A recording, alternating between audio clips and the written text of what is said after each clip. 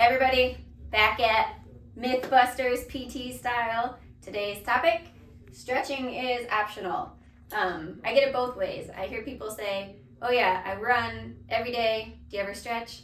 No, not really. Or I lift 4 times a week. Do you ever stretch? No, not really.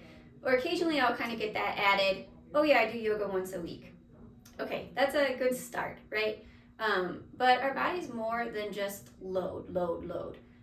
Or again, even for people who aren't in the gym, what do we do during the day? We bend, we reach, we sit at our desk, we sit on our phone, so we start to get neck pain, back pain. Is it really a posture thing? Or is it just that our tissues are now tight, and then when we try to move them out of that tightness, it doesn't feel good? So no, stretching is not optional, and it doesn't have to be every day for 30 minutes. I had another client say, oh, it's because I don't stretch that's what caused this trauma, this injury. Not necessarily, but if you want to get out of injury faster, or if you want to avoid injury, stretching is a great place to start. Again, people like to ask, do I need to do long hold stretches before I work out or after I work out? Should I stretch before I run or after I run? The most important thing you want to do before a workout is to do some active mobility work. So it doesn't mean holding a stretch for 30 minutes. It means, depending on what your workout is, you want to get oxygen and blood flow to that working tissue. That's going to help kind of delay muscle soreness, muscle fatigue. It's also going to help prep that tissue to perform. So if you're going to do an overhead shoulder day, I like to say start with some mobility work, stuff that's going to get those shoulder blades engaged, get those accessory kind of posture muscles turned on.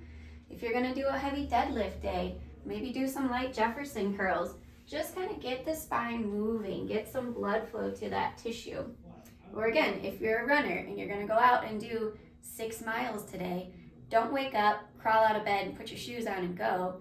Get out there and do some active mobility work to get some blood flow to those leg muscles. And then after you work out, that's when you want to do those long holds. Or again, if you've been sitting at a desk all day, I love to say leave a foam roll by your bed, leave a stretching sheet next to the bed. Do those stretches to kind of unwind, help that tissue lengthen. Again, if you think about it, when you do an exercise, you're contracting that muscle. That muscle gets shorter. So if all you're doing is contracting, then you get in your car and you drive home, what is that muscle going to feel like later? It's going to feel tight. So rather, when you're done with your workout, do a nice little stretch, right? Give it some length, whether it's your bicep, whether you've been doing some lunges and you want to kind of stretch out that hamstring. When you are doing these static holds after a workout, that's when you want to hold it. Again, you want to hold it at least 30 seconds to a minute. Anything else, and you're probably not doing yourself any good.